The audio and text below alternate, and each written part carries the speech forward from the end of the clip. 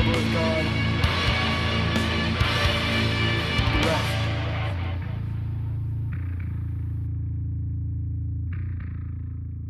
Hi, my name is Will, and welcome to the Distorted Transmission for today. I'm talking to a Tauranga-based band called Thy End Cometh. How are you? Yep, doing great. Apparently, you're a death metal / doom / black metal band. It's quite an interesting mix. But before we get into that, perhaps we can do the intros. So who would like to start? Hey, I'm Jeremy, and I play guitar in Thy End Cometh.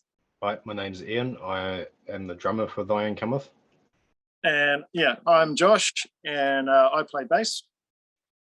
And I'm Zach, and I do vocals. So Zach's the vocalist, eh? Yeah. All right, cool. So who can tell me about the history of the band? I think you've been around for about, 2 or 3 years, I guess? Originally formed March 2018, and we just started jamming originally at Studio 11B. We're using it as a rehearsal venue, and we just started writing material. Had a few lineup changes over the years, but we're fairly consistent until our recently losing one of our guitarists. But yeah, we've been that's our basic history. You were a 3-piece, or you were a 4-piece. You lost a member, and now you're a 4-piece again. So we were a 4-piece, and then we became a 5, and then we became a 4-piece again recently. As far as the sound goes, did you find that 5 was unnecessary? Or? It was actually the guitarist's decision to leave. Blair was having a whole lot of other stuff going on, and he just couldn't commit anymore, and he just felt like he needed to step back and let us keep moving forward. And You've got one guitarist now. So do you find that, like, for example, in a live setting, you feel that like one guitar is big enough to sort of like fulfill all the parts in the songs? We're experimenting with a couple of options because it's a fairly new change for us, but we are experimenting with a couple of options using various bits of technology like POGs and stuff like that to try to fill out the sound a little bit. But we actually have found, it's mostly just me learning a few of the other guitarist riffs to make sure that the dynamics are still there. But apart from that, everything has actually been relatively smooth, which has been really good. I mean, we're going to miss him because he brought a lot of stuff, including backing vocals and stuff. But he just felt it was the best thing for him. So how was 2021? Did you manage to play any gigs? Because it was pretty much lockdown in Auckland where I'm from. But I think because you're based in Tauranga, you might have had a better chance to play shows. The Tauranga takeover was in July, and we had no problems with that. I think it was the COVID alert system stuff, so we dealt with that. Blair and Jeremy dealt with all the handling of that, organising the venue and that. Zach had only just joined. When did you join? Late November 2020. Yeah.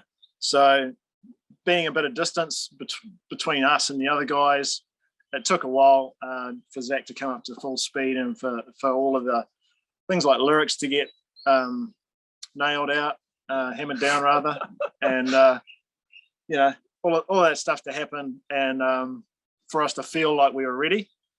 And then a couple of shows, and then I guess things went a bit quiet thanks to COVID. Was that particular event sort of organised by you guys? So myself and Blair, our former guitarist, organised that. So we had 7 bands, including ourselves, play. We were originally going to have Divisionary come and play.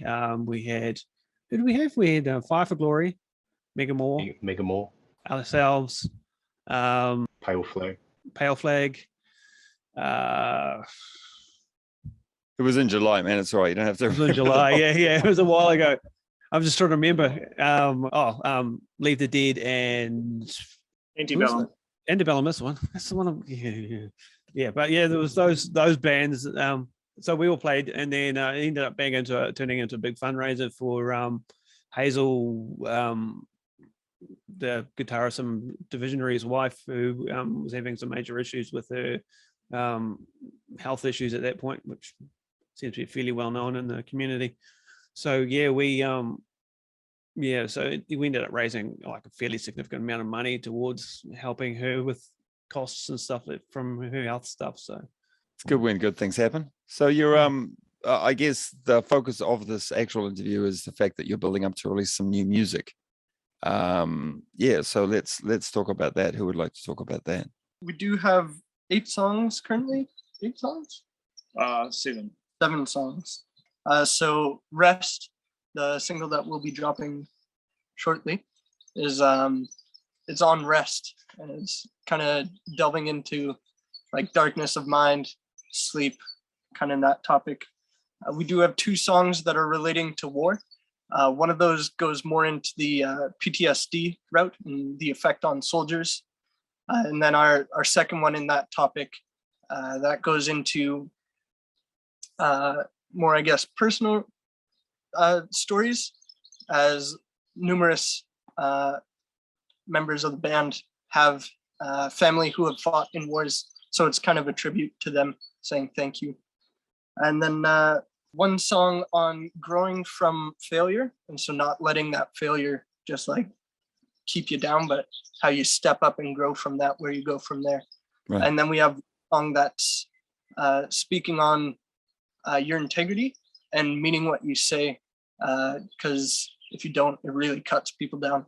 So. Do you guys sort of sing about mental health and such because members of the band actually suffer from mental health as well? Not to delve into anyone's personal life too deeply, but yep, for me personally, yep.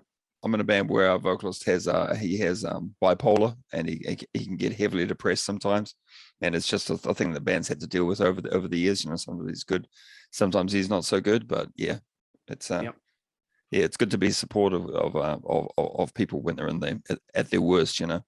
Yeah, absolutely. Because that's when they need you most. Yeah. All right, cool. So let's talk about where you recorded it. Who would like to talk to me about that? We recorded the album at Studio 11B with Evan. He did a real good job, awesome job, and we did it over 2 days, I think. Yes, 2 days.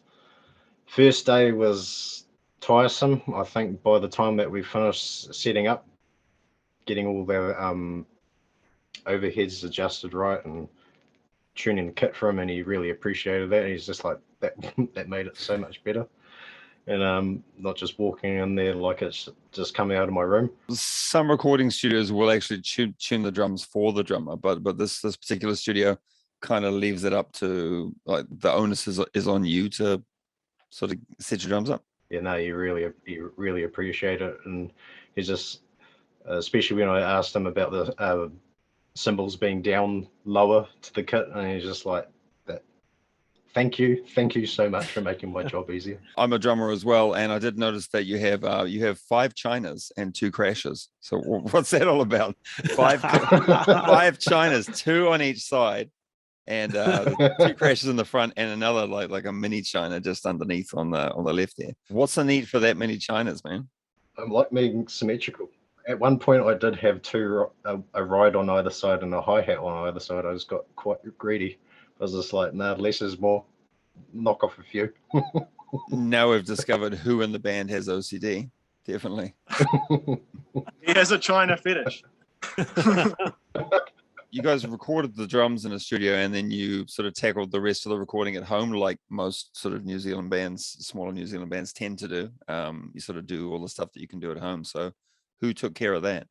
So we all sort of kind of took part in that ourselves. So I recorded my tracks here. Blair tracked his because Blair's obviously on these recordings.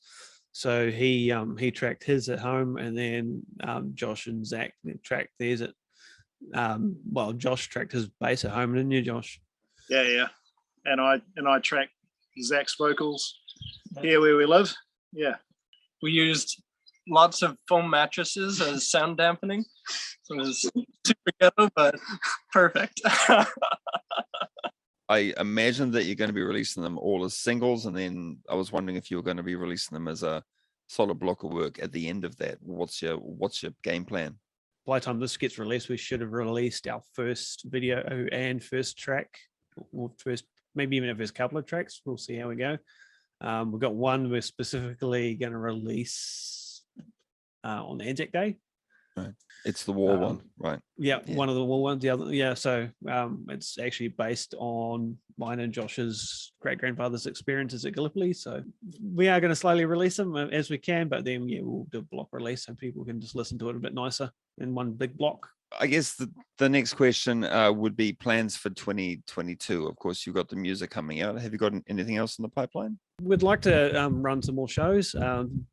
Really enjoyed running the one we ran in July, so we'd be quite keen to do at least one more of those a year, and we'll see how we go. Yeah, it was a really good show. We had a really good turnout. So, and we know Tauranga's really hungry for all that sort of thing. So, there's a lot of people who are big fans of that style of music, and because they're all ages shows, you can get the younger kids coming along, and they really got into it. So. Yeah, We definitely want to do more of those. So. I have been to a couple of sort of underage shows. Those kids go insane, man, because I guess because they've never really been to a concert like that before, and they just let loose, windmilling and going nuts. It's awesome. Yeah, absolutely. And they just, it just gives them some encouragement to get into music themselves. I know of at least one band that was there that they're intermediate age, and they were real into it, and they want to go out and do stuff, and gave them a real big boost. The very last thing that I ask people is there anything you'd like to add to the interview? Just thank you, Blair, for your hard work and just your love and passion that you poured out into the music for Thy End Cometh, and just helping us, specifically helping me learn lyrics and also delve deeper into developing my voice, and your patience and all that. So, yeah, thank you, Blair. Also, thank you to the family who's been backing me this whole time. Yeah. Thanks to our families. Without their support, this kind of wouldn't happen. Huge thanks to them. Awesome. Who's next? I'd like to say huge thanks to everyone who's been there supporting us throughout our career so far, particularly all the fans and who's been real into our music. So we're just big thanks to you. And if you ever need a helping hand, just reach out. And we do care, and there are plenty of other people out there who care too. So reach out if you need it. And Ian.